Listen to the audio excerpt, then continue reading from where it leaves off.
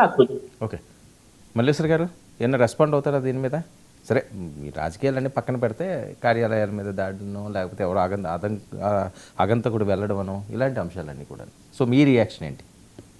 Sir, మీకు ప్రేక్షకులకి అదేవిధంగా మీడియా ప్యానల్లో కూర్చున్న వాళ్ళందరికీ కూడా గుడ్ ఈవినింగ్ సార్.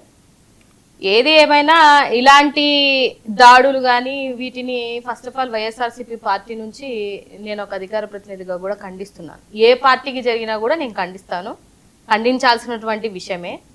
కాకపోతే ఇందులో ఒక వ్యక్తి ఇందాక ఆంజనేయులు గారు చెప్పినట్టు సెక్యూరిటీ అనేది ప్రతి ఒక్క పార్టీ ఆఫీస్కి చాలా సెక్యూర్డ్గానే ఉంటుంది. అంత ఈజీ ఏం కాదు టప్మని లోపలికి వెళ్ళిపోయి టప్మని లోపలికి రావడానికి.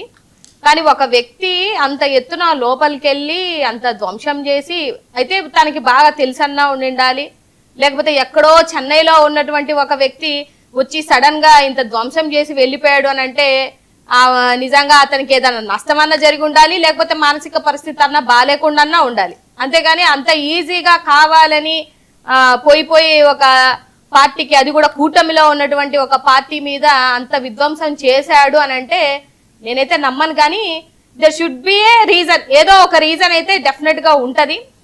అదే విధంగా లోటుపాట్లు అంటే ఆ లోటుపాట్లు కూడా చూడాల్సినటువంటి అవసరం ఉంది. అంత సెక్యూరిటీని పెట్టుకొని కూడా లోపలికి ఎలా వెళ్ళారు, ఎలా అంత ధ్వంసం చేయగలిగారు, ఇది ప్లాన్డ్ గా జరిగిందా, లేకపోతే అతనికి ఏదైనా నష్టం జరిగిందా, లేకపోతే అతన్ని ఏమన్నా ఇబ్బంది పెడితే ఆ కక్షతో ఏమన్నా చేశాడా, ఇవన్నీ అంటే అన్ని కోణాల్లో ఆలోచించాల్సినటువంటి అవసరం ఉంది. అంతేగాని ఇదేదో ఒక పార్టీకి నిందేసేద్దాం, ఒక పార్టీకి రుద్దేసేద్దాం అనే ఆలోచన దృక్పథంలో ఉంటే మాత్రం అది చేసేది అయితే ఏమీ లేదు. దాన్ని నేను డెఫినెట్ గా ఖండిస్తాను. సో కాకపోతే ఇవాళ రాష్ట్రంలో కూటమిలో ఉన్నప్పుడు మీ మీద ఎవరెవరి మీద కక్ష ఉందో, మీ మీద ఎవరెవరితో పేచీలు ఉన్నాయో, మీ మీద యాంటీగా ఎవరున్నారో ఏంటి అని అనేది కూడా ఆలోచించుకొని డెసిషన్స్ తీసుకుంటారేమో అని అనుకుంటున్నాను. ఇంకా ఎవరు ఏం మాట్లాడలేదు కాబట్టి డెఫినెట్ గా ఇలాంటి చర్యలను మాత్రం నేనైతే 100% ఖండిస్తాను.